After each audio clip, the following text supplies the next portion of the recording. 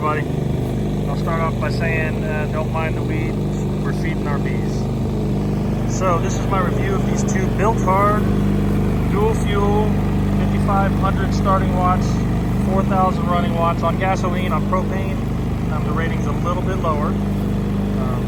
Generators of this Champion Paralink parallel kit. When I first got these things and I went to power on my Van Lee Beacon fifth wheel here, I didn't get anything, nothing, no power at all. A little bit of troubleshooting and a couple of days of frustration. I was able to hook the generators up to my son's fifth wheel back there, and it ran no problem. So started digging. I came under here, and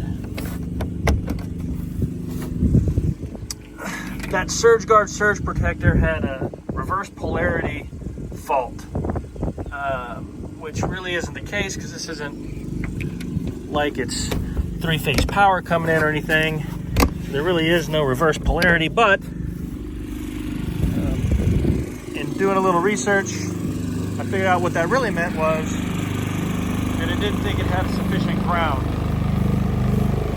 from the two generators. So did a little digging, and what it is neither one of these generators has the ground and the neutral. They're not bonded like they would be, say, in an RV panel at a park or at your house. That neutral and ground are bonded in the panel. These, they're not bonded, so it wasn't able to. The fifth wheel thought it didn't like the power source because it didn't have an adequate ground. So what I did was I went in here and I jumpered between the ground and the neutral on the 50 amp plug in the Paralink. Got them started, plugged them all up, and lo and behold, everything is running as it should. So we got these two little generators because we're getting ready to go on a trip. I'm gonna warn you, there's a mess inside. We're getting ready to go on a trip, and the old generator is just too big, loud, and heavy. I can't, it weighs 300 and something pounds. I can't personally lift it in the truck anymore, at least not without breaking my back. And those two little generators are only about 100 pounds each, maybe a little bit more than 100 pounds each, and I can lift them into the truck no problem, or even underneath in the basement of the fifth wheel here. So once I got the two generators online and running as they should be, I got all three ACs running in here as they should be. I fired up the microwave with all three ACs running, no trouble.